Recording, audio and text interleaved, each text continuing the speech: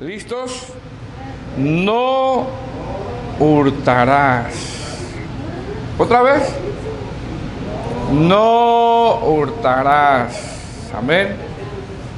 Bueno, hermanos, vamos a orar y vamos a pedir al Señor que nos ayude a poder predicar su palabra conforme a su voluntad. Amén. Ayúdame a orar, hermanos, junto conmigo. Amén. Padre Santo, te damos gracias, Señor, en esta tarde, por tu misericordia, Señor, por tu gracia, por tu amor, por la oportunidad que nos da de poder estar aquí, Señor, de reunirnos como iglesia para poder, Señor, alabar tu nombre, exaltar tu nombre, Señor, escuchar tu palabra, Padre, que tanto la necesitamos cada uno de nosotros. Te pedimos, Señor, que me guíes, que me ayudes. Te lo ruego, Señor, en el nombre de Jesús. Amén. Puede sentarse, hermanos.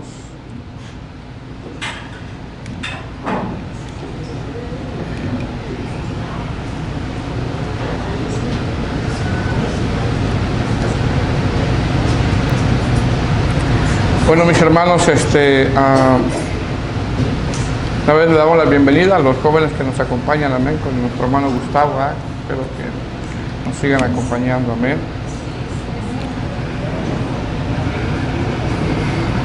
Bueno, hermanos, este es un tema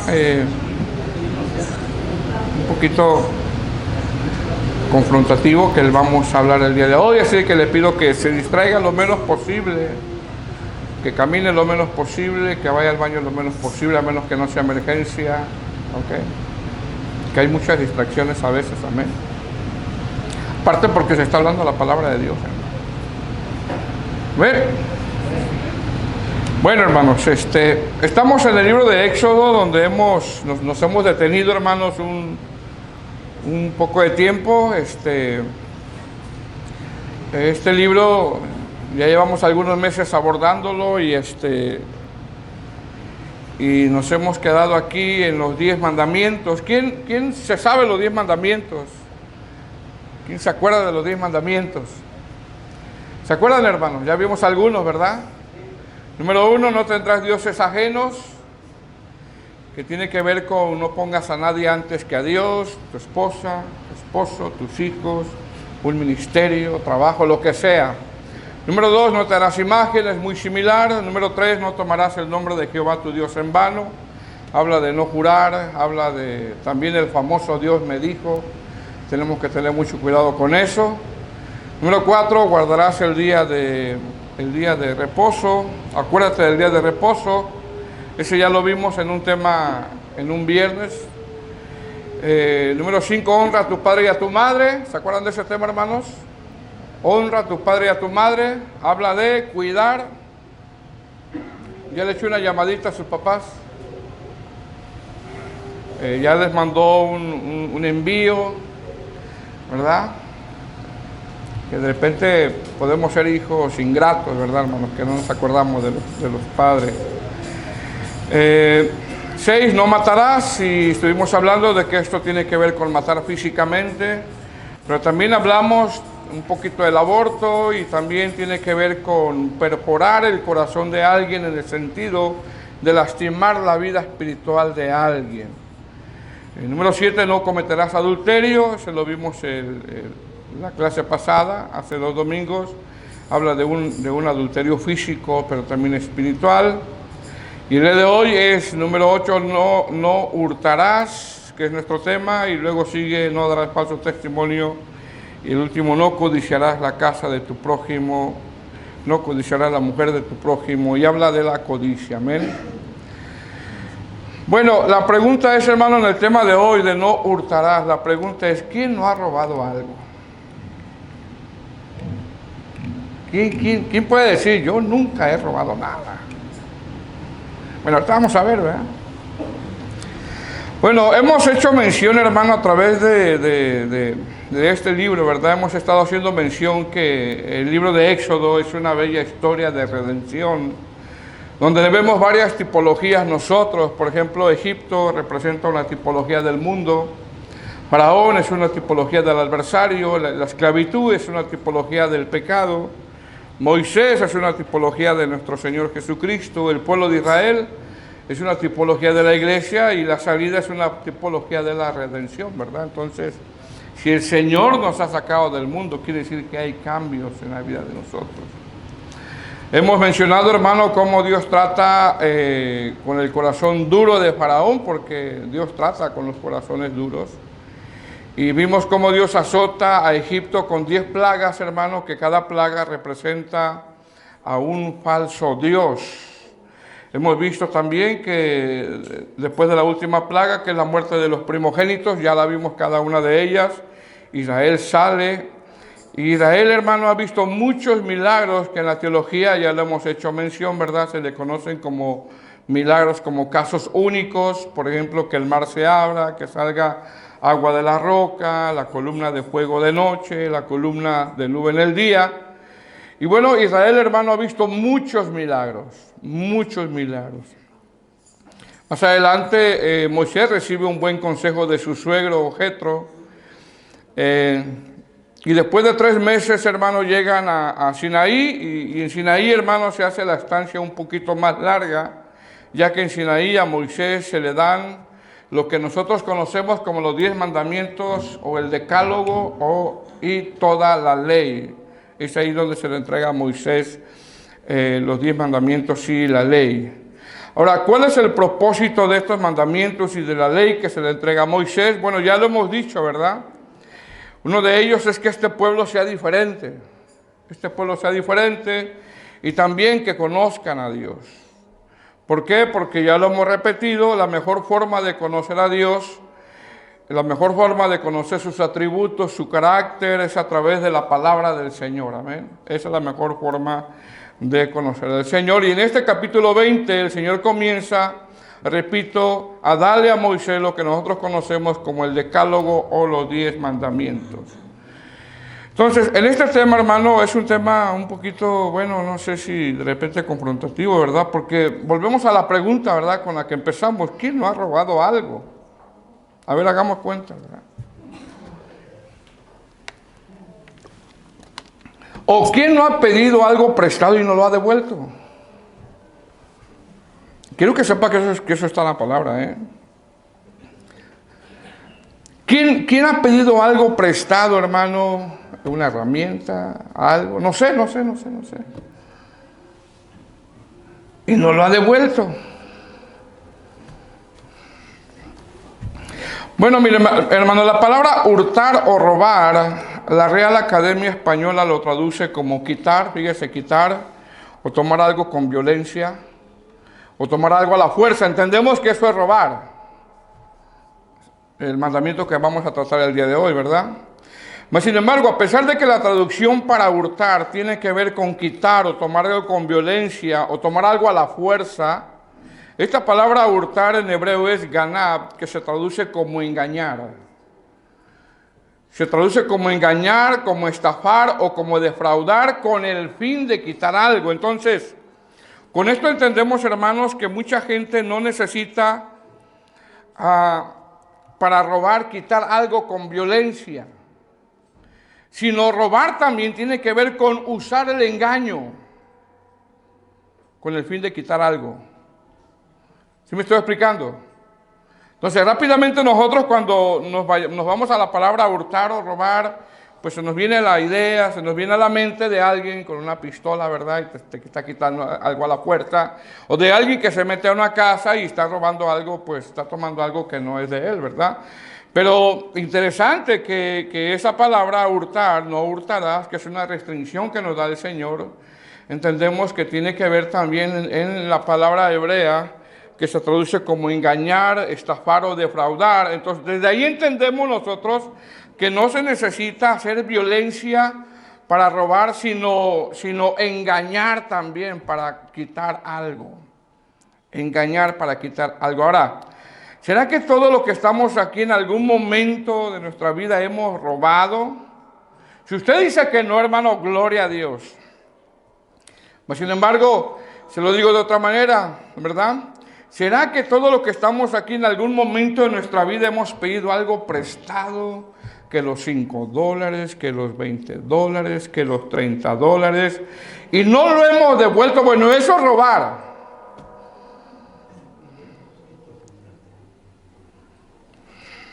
Amén, hermanos. ¿Por qué no dicen amén? ¿O será que hemos pedido algo prestado y no lo hemos devuelto? A ver, hagamos cuenta, revisemos las cosas. ¿O será que de repente, fíjese bien, porque tiene que ver con engañar, o será que de repente alguien llene una aplicación y en esa aplicación, para obtener más beneficios, miente y de esa manera roba también? Porque ¿a qué le llamaríamos a eso nosotros? Que alguien llene una aplicación y para obtener más beneficios que no le corresponden. Bueno, está mintiendo para obtener más beneficios. ¿A qué le llamaríamos a eso, verdad? Bueno, esto lo vamos a ver en algunos textos, porque eso se le llama robo también. Ahora, como la traducción para hurtar es, en el hebreo es ganad, y tiene que ver con engañar, fíjese bien, con engañar, con usar la astucia y la mentira para quitar algo. Entonces entendemos, hermano, que el robar está muy ligado al engaño, a la estafa. Por ejemplo, hay presidentes, hermano, de naciones que roban a través del engaño. ¿Cierto o no? Roban a través del engaño. Hay compañías de teléfono que roban a través del engaño.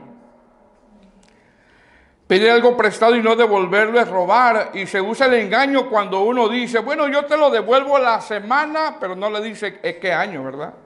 Y jamás se lo devuelve.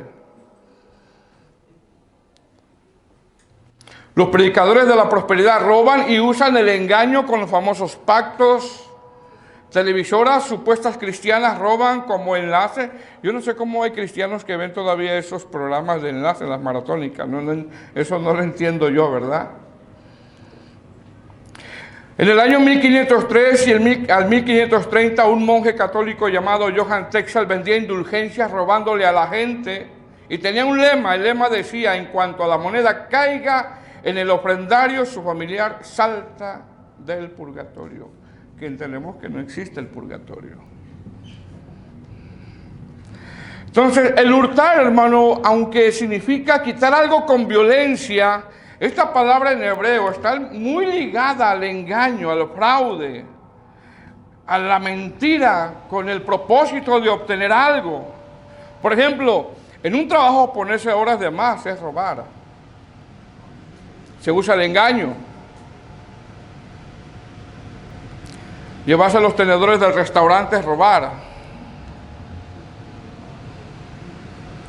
Llevarse las cucharas del restaurante del hermano, de la hermana, es robar.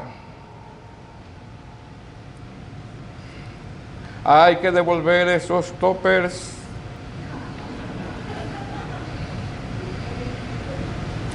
Los famosos Skyline, cuando les hablan, ¿verdad?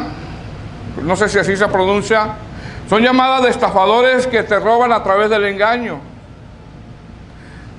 Hay gente que por medio de las redes sociales investiga tu nombre, dónde vives, saben el nombre de tus familiares y son bien astutos y te roban a través del engaño. Escuche bien lo que le voy a decir, ¿ok? Cambiarle las etiquetas a precios de algunos productos. ¿Sí me escuchó? Cambiarle las etiquetas de precios de algunos productos no es bendición, eso es robo. Ay, pero qué bendición, no, eso es robo. Cambiar las etiquetas de precios de algunos productos para pagar menos es robar, se usa el engaño. Es decir, todo esto que le nombré, hermano, y puede haber más, todos estos son amigos de lo ajeno, o como se le conoce, ¿verdad? En México, los manos de seda, ¿verdad? Porque ni sientes a la hora que están robando. Ahora, fíjense bien, hermano.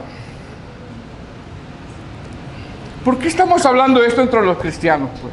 ¿Por qué Pablo en sus cartas nombra constantemente el robo entre los cristianos que ya hemos sido redimidos?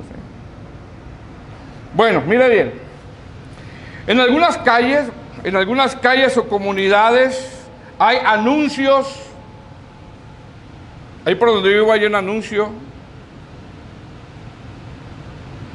que dice, cuidado, Y está ahí una figurita de alguien que tiene que tener cuidado de los ladrones. En algunas calles o comunidades o tiendas hay letreros donde se advierte el robo. Dígame, ¿verdad que sí, hermano? Constantemente usted va a una tienda, hay letreros donde cuando usted va o yo voy, nos están advirtiendo acerca del robo. Por ejemplo, la tienda Walmart ha anunciado que los robos en esa tienda se han incrementado, y aunque tiendas como Walmart, por nombrarle solo algunas, han implementado sistemas de seguridad, mas sin embargo la gente sigue robando, y es por eso que usted va a ver artículos metidos en una vitrina bajo llave.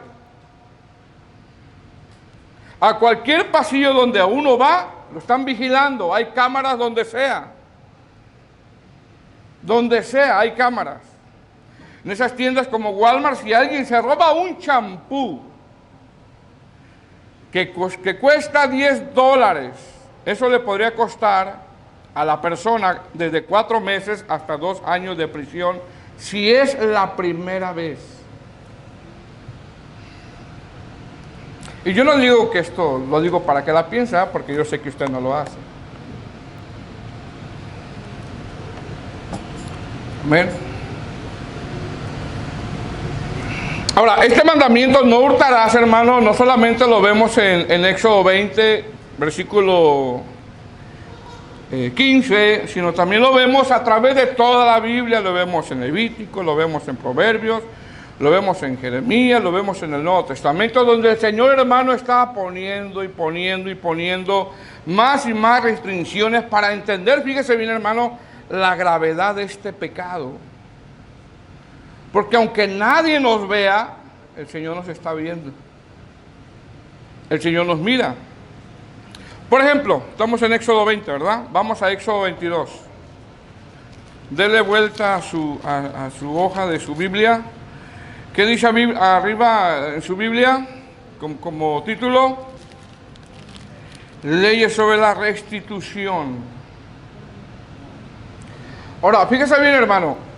Estas leyes de restitución tienen el propósito de 4 cosas. Número 1, evitar el robo. Número 2, son para que haya justicia. Número 3, son para que haya balanzas justas. Y número 4, son para no agraviar a nuestro prójimo. Para eso. Por ejemplo, Éxodo 22, versículo 21. ¿Está ahí?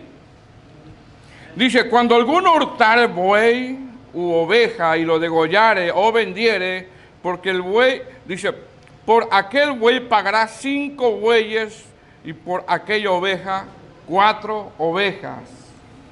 Esto equivale, fíjese bien, esto equivale a algo que no es tuyo y lo vendes. Esto equivale a eso.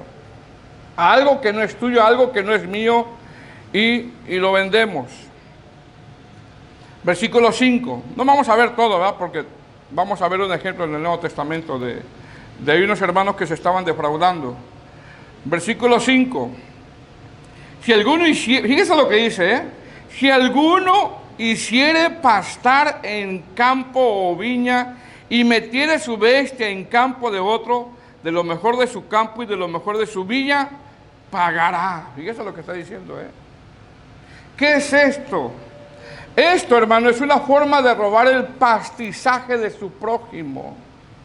Esto es una forma de abusar, como decir, no, pues el hermano tiene mucho pastizal, bueno, tomemos de él.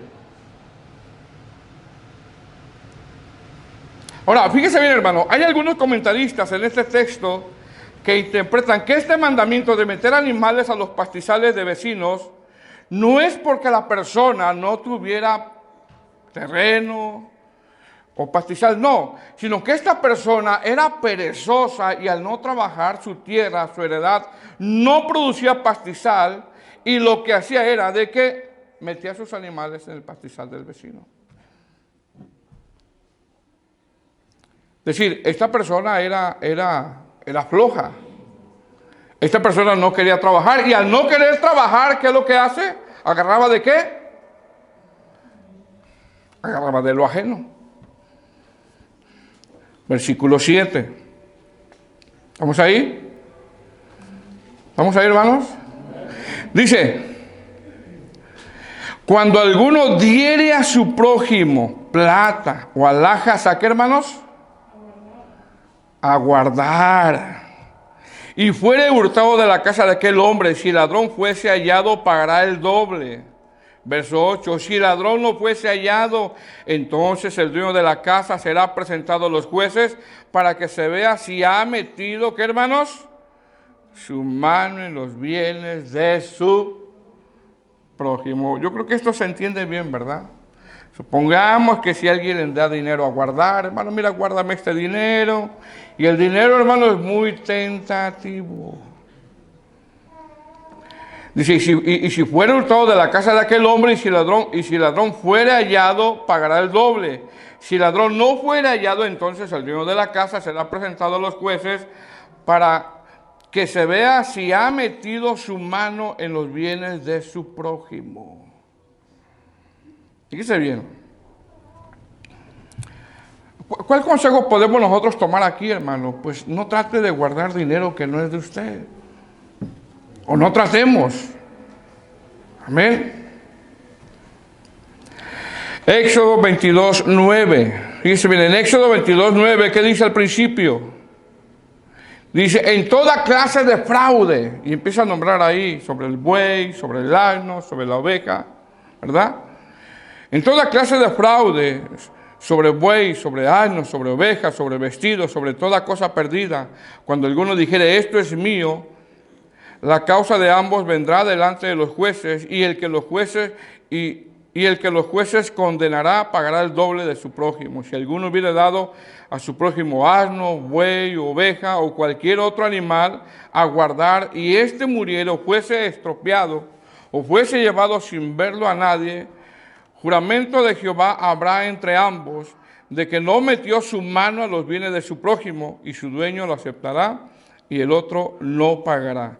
Mas si lo hubiera sido hurtado, resarcirá a su dueño, y si lo hubiera sido arrebatado por fiera, lo traerá testimonio, y no pagará lo arrebatado. Hay una versión en estos textos que es como si alguien, hermano, le vende un buey, le vende un asno, le vende una oveja, y si esa oveja venía estropeada, venía dañada, eso se llama robo.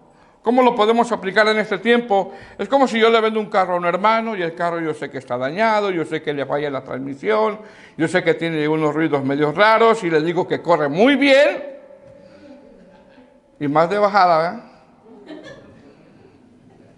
Y no le digo, y yo sé que está mal ese carro, eso es robo.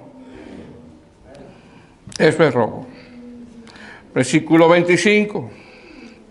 Estamos salteando algunos, ¿verdad? Porque vamos a ver vamos a ir al Nuevo Testamento también. Versículo 25.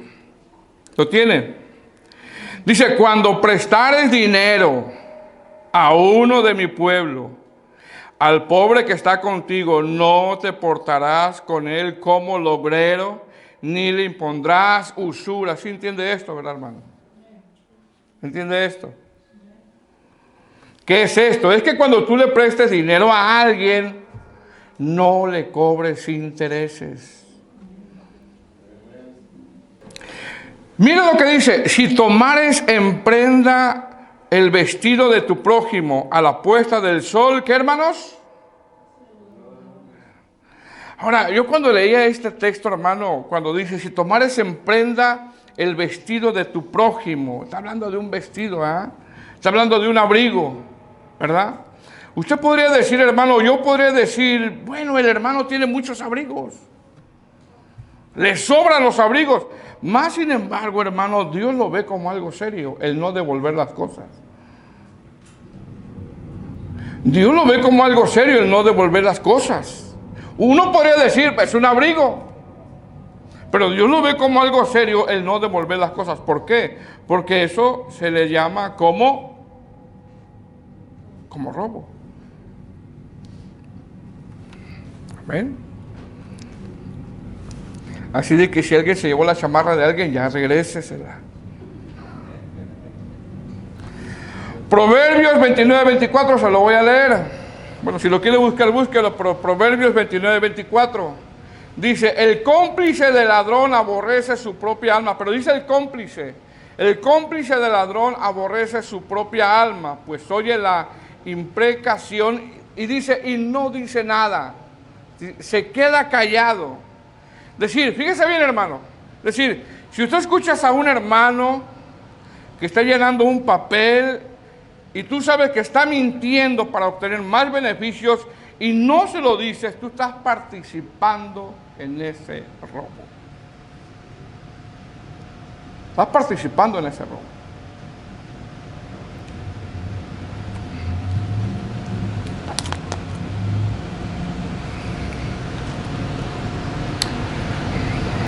¿Ven, hermano? Ahora, más adelante, hermano, nuestro Señor Jesucristo, en Lucas 19, del 45 al 48, nosotros vemos que el Señor Jesucristo entra al templo volcando las mesas, ya que la casa de Dios se había convertido en una cueva de ladrones. ¿Verdad? Se lo leo, dice, y entrando en el templo comenzó a echar fuera a todos los que vendían y compraban en él, diciendo, escrito está, mi casa es casa de ¿qué, hermanos? Es casa de oración, mas vosotros la habéis hecho cueva de ladrones. Eso está en Lucas capítulo 19, del verso 45 al verso 48. ¿Qué está citando el Señor Jesucristo? Está citando Isaías 56, 7. Es decir, el templo, hermano, se había convertido en un mercado. En un mercado. Ahora, este pecado, hermano, lo vemos casi a través de toda la Biblia. De toda la Biblia. Génesis 31, 19 dice que Rabel robó los ídolos de su padre. Éxodo 20, 15, pues dice no hurtarás. Levítico 19, 11 dice no hurtaréis ni engañaréis el uno al otro. Es decir, está muy ligado con el engaño. Es decir, si vendes algo, si vendes una herramienta, si vendes un carro, y el que vende sabe que el carro está en malas condiciones y no se lo dice a la persona que se lo vendió, eso es robar. Deuteronomio 3:19 habla del secuestro de una hija o de una persona. Josué 7:11 cuando tomaron el anatema. 2 Samuel 21:12, Proverbios 6:30, Proverbios 9:17. Habla de personas que no trabajan y como no trabajan roban. Isaías 9:20, Jeremías 7:9. Habla de que todos los sacerdotes, los reyes, gente común robaban. Oseas 4:2, Abdías 1:5, Zacarías 5:3, Mateo 6:19, Lucas 18:20, Romanos 2:21, Efesios 4:28. Bueno, hay infinidad de textos, hermanos, donde se amonesta este pecado que es el robo, desde quitar algo con violencia hasta de pedir algo prestado y no devolverlo. Entonces, esta restricción que le da el Señor a su pueblo, lo vemos a través de toda la Biblia, hermano, y el propósito de estas restricciones es que tengan balanzas justas, que se practique la justicia y que se evite caer en la avaricia. Ese es uno de los propósitos. Mas, sin embargo, hermano, la pregunta es, ¿será que dentro de una congregación existe el robo, existe el fraude? ¿Será que existe eso? A ver, hermanos. ¿Será que dentro de una congregación existe el robo, existe el fraude entre hermanos? Bueno, en la palabra del Señor, hermano, tenemos un ejemplo muy claro. Y esto no es para que usted se asuste o tenga desconfianza del hermano que está al lado de usted. No es para eso. Sino para que lo tomemos como ejemplo para nosotros. ¿Ok?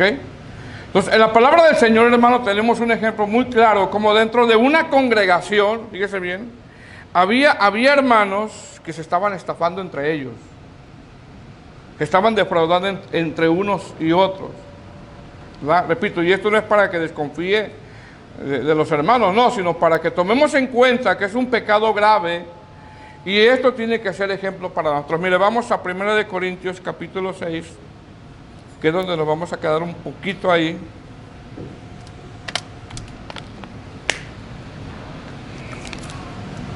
Versículo 8. 1 Corintios capítulo 6, versículo 8. ¿Lo tiene?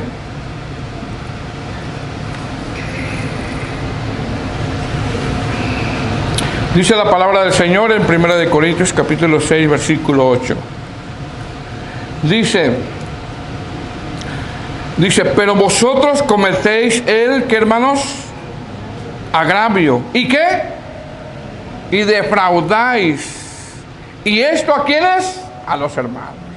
Fíjense lo que estaba ocurriendo, Dice, pero vosotros cometéis el agravio y defraudáis. Y esto es a los hermanos. La Nueva Traducción Viviente lo dice así: en cambio, son ustedes mismos los que hacen lo malo y estafan a sus propios hermanos en Cristo. Fíjese bien. Ahora, rápidamente, ¿cuál es el contexto? El contexto es que al parecer los corintios, fíjese bien, hermano, el contexto, porque habla de fraude. El contexto es, al parecer los corintios se prestaban dinero o se prestaban cosas, y al no devolverlas, como los corintios, que son los griegos, les gustaba pues mucho el debate, les gustaba la retórica, les gustaba la elocuencia, se llevaban a corte, y ahí en corte discutían, debatían, peleaban los hermanitos porque se estaban defraudando unos a otros, y el apóstol Pablo viene, hermano, y los reprende. El apóstol Pablo viene y lo reprende. Repito, entonces, ¿será que dentro de una congregación hay hermanos, hay hermanas que se defraudan unos a otros? ¿Será que existe eso? ¿Será que de repente un hermano le saca ventaja a otro hermano? ¿Que hay fraudes o se defraudan? Bueno, aquí el apóstol Pablo, hermano, aborda este problema que estaba ocurriendo en la congregación, y él dice que qué tienen que hacer y qué no tienen que hacer. Mire, vamos al versículo 1. Vamos al versículo 1. ¿Estamos ahí?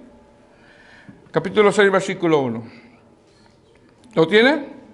¿Cómo dice arriba en su Biblia? Litigio delante de los incrédulos. Mire el grave problema en que habían caído ellos. Dice, hace varias preguntas retóricas aquí el apóstol Pablo. Dice, ¿osa alguno de vosotros, cuando tiene algo contra otro, ir a juicio delante de los injustos y no delante de los santos? Mira el apóstol Pablo cómo los empieza a reprender. Ahora, si usted nota, hermano, el apóstol Pablo ha venido hablando según los contextos de un caso fuerte de inmoralidad, de un problema de incesto. Los corintios estaban tan envanecidos por sus dones que no le habían dado solución a ese problema que estaba minando la iglesia. Sin embargo, cuando Pablo termina de hablar de este caso de incesto que estaba dañando la iglesia, pasa rápidamente, sin más preámbulos, hermano, a hablar sobre algunos fraudes que se estaban dando entre hermanos.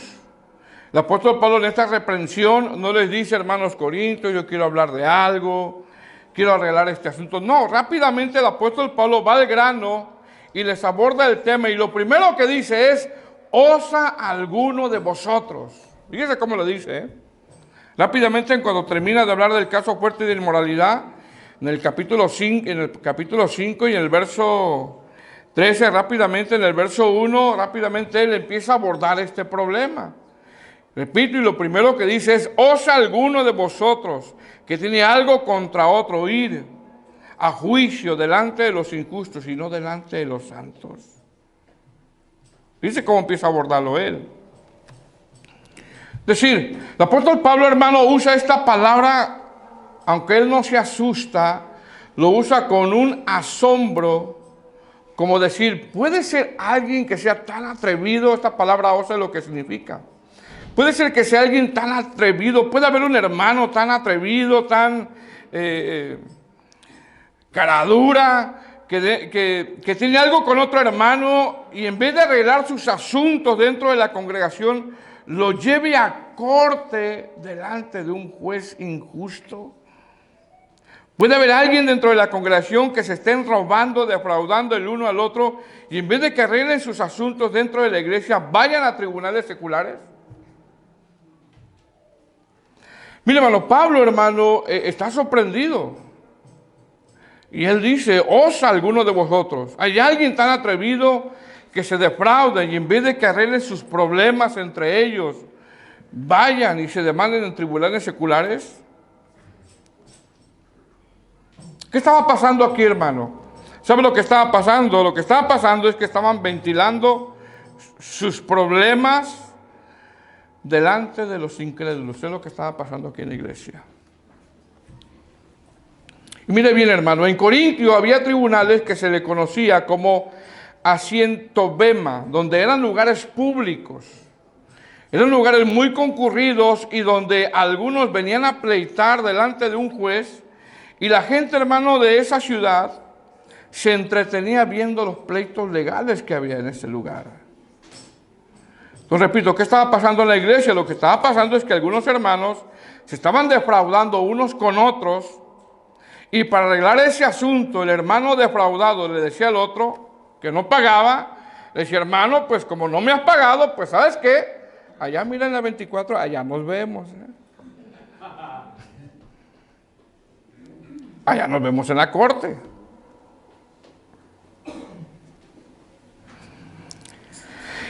Investigando, hermanos, sobre la iglesia de Corintio, encontré que donde ellos se congregaban, fíjense bien, donde ellos se congregaban, la distancia entre la iglesia y el lugar donde iban, a esos lugares públicos, tomaban como unos 10 minutos de distancia caminando. Es decir, eran bien conocidos. Y la pregunta es, hermano, imagínense al juez viendo a los hermanos peleando en la corte. Imagínense al juez. Imagínense al juez viendo a los hermanos que están peleando, y al terminar que uno de ellos le diga al juez incrédulo, ya que terminó el pleito, y le diga, bueno, ¿sabes que el domingo va a haber culto en la iglesia? Te invito a la iglesia.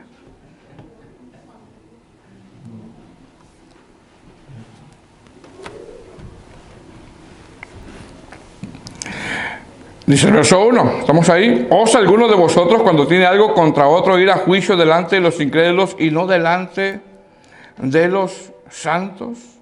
Ahora fíjense bien, hermanos, ¿por qué Pablo le dice que no vayan delante de los incrédulos o delante de un juez injusto para arreglar sus asuntos? Se lo dice porque Pablo, hermano, no quiere que resolvamos nuestros problemas como los resuelven los impíos. El apóstol Pablo se lo dice porque no quiere que resuelvan sus problemas como el mundo, hermano, como el mundo lo resuelve. Él está sorprendido cuando dice, osa alguno de vosotros. No se asusta, pero está sorprendido porque los corintios, hermanos, recibieron medios de gracia para que puedan resolver sus problemas y no lo hagan como lo resuelve el mundo. Y esa es la exhortación que les está dando a los corintios. Porque imagínense, ahí están los dos hermanos peleando delante de un juez, ¿verdad? Porque se han defraudado. ¿Verdad, hermano? Y que de repente le diga al juez, bueno, ¿y a qué iglesia tú vas? O que le diga el hermano, bueno, al terminar el juicio, que le diga al juez, te invito a la iglesia, ¿verdad? Y que le diga, pues no puede ni soportar a tu hermano, ¿y cómo me estás invitando a la iglesia? Verso 2. ¿Estamos ahí? Dice, o no sabéis, mira la pregunta retórica que le hace Pablo, o no sabéis que los santos han de juzgar al mundo, y si el mundo ha de ser juzgado por vosotros, sois indignos de juzgar cosas muy pequeñas. Verso 3, o no sabéis que hemos de juzgar a los ángeles, ¿cuánto más las cosas de esta vida? Si pues tenéis juicio sobre cosas de esta vida, ponéis para juzgar a los que son de menor estima en la iglesia. 5 preguntas retóricas les hace el apóstol Pablo aquí, y ellos ya lo sabían. La primera pregunta que les hace es, o la segunda pregunta que les hace es, ¿o no sabéis que los santos han de juzgar al mundo? Es decir, de dos cosas, hermano, está hablando aquí. Número 1, los cristianos tendrían que ser capaces, fíjese bien, de resolver sus propios problemas y aún más dar consejería a la gente del mundo. Dar consejería a la gente del mundo. Y número 2, esto de juzgar al mundo, Algunos comentaristas lo interpretan que es cuando estemos reinando con Cristo después en su segunda venida.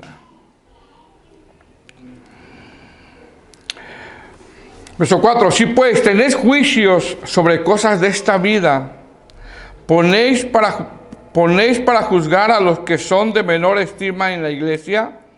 Verso 5.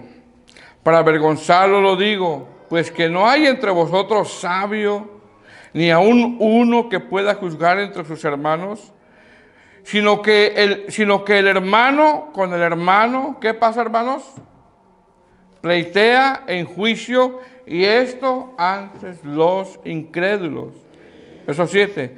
Así que, por cierto, es ya una falta entre vosotros que tengáis pleitos entre vosotros mismos. ¿Por qué no sufrís más bien el agravio? ¿Por qué no sufrís más bien el ser, qué, hermanos? Defraudado. Verso 8. Pero vosotros cometéis el agravio y defraudáis. Y esto es, ¿a quién? A los hermanos. Ahora, hermano, algunos eruditos interpretan, fíjese bien, que dentro de la iglesia de Corinto, hermano, había cristianos que eran ventajosos,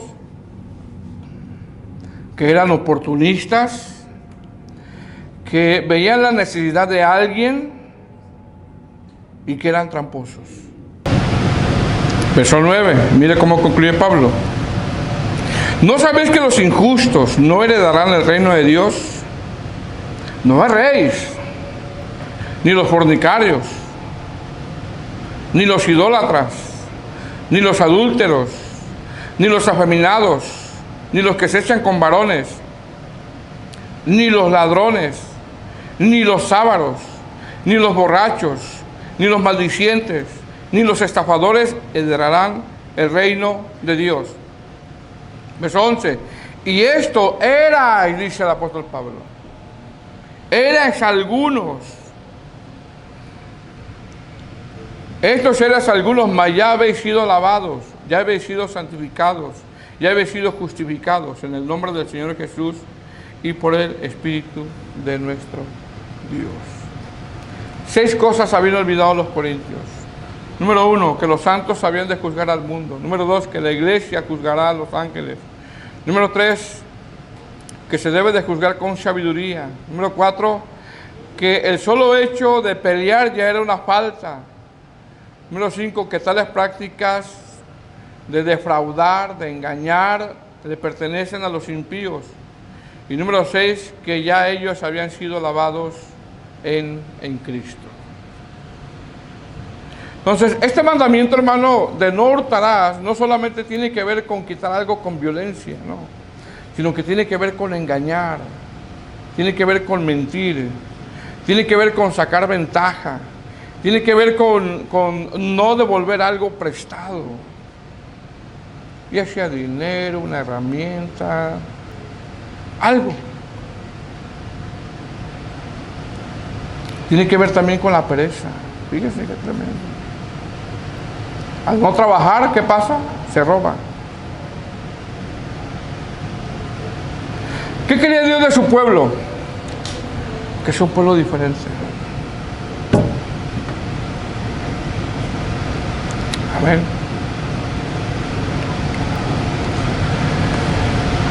Primera de Tesalonicenses, capítulo 2, verso 9. Búsquelo. Primera de Tesalonicenses, capítulo 2, verso 9.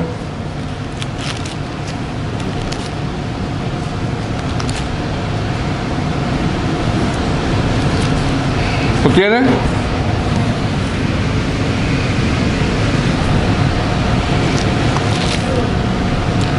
Dice, ¿por qué os acordáis, hermanos, de nuestro trabajo y fatiga? Y eso es lo que dice Pablo, ¿Por qué os acordáis, hermanos, de nuestro trabajo y fatiga? Que trabajando noche y día, fíjese cómo dice él. Trabajando, hermano. Así dice, ¿verdad? Primera de Tesalonicenses, capítulo 2, versículo 9. Porque os acordáis, hermanos, de nuestro trabajo y fatiga. Mire que a Pablo no lo podían acusar de ser amigo de lo ajeno, o de sacar ventaja de otro hermano, de abusar, o de tomar algo y no devolverlo. No lo podían acusar de eso. Dice, porque os acordáis, hermanos, es decir, se acordaban ellos, se acordaban. ¿Qué? Que trabajaba. De nuestro trabajo y fatiga, que trabajando noche y día para no ser, ¿qué, hermanos? Gravosos, carga. A ninguno de ustedes les proclamamos el Evangelio de Dios. Proclamamos el Evangelio de Dios.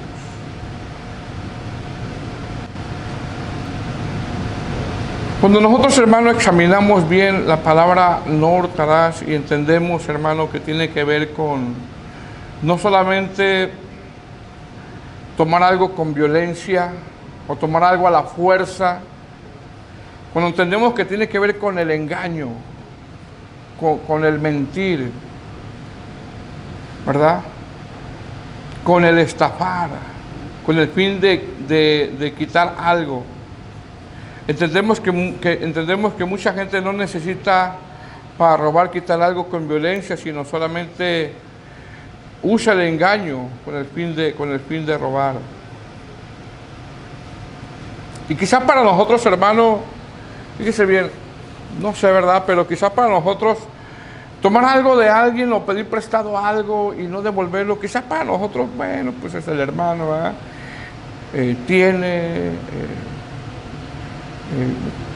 ¿Qué tiene que ver en el caso del vestido, ¿verdad? Decía del vestido ahí en Éxodo, pues es un vestido, ¿verdad? Pues el hermano tiene muchos abrigos, tiene hasta para aventar para arriba, es un vestido del día, ay, pues ya ni se va a acordar de él. Pero ¿sabe qué? Dios lo ve como algo serio.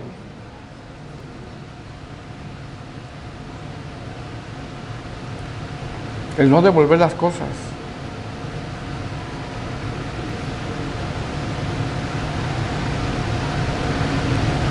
Amén. Dios lo ve como algo serio el no devolverlas, porque tiene que ver con engaño. Amén.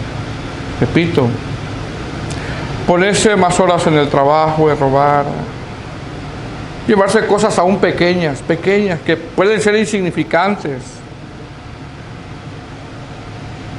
Un tenedor de un restaurante, una cuchara, ¿verdad? Cambiar las etiquetas de precios de algunos productos para pagar menos, todo eso es robar, es a través del engaño.